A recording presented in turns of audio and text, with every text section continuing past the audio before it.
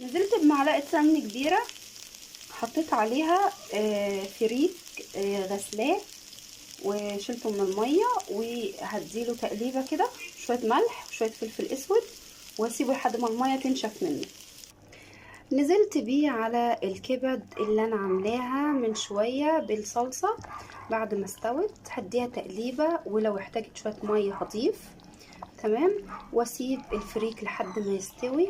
هيبقى احلى طاجن ممكن تاكليه، طاجن فريك بالكبد بتاعت الفراخ، تحفه جدا.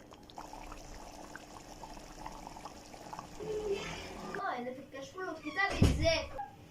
شويه فريك تحفه جدا وريحتهم روعه، مع شويه بقى لفت، تحفه جدا جدا جدا. احلى اكل والله العظيم، وريحته وطعمه تحفه.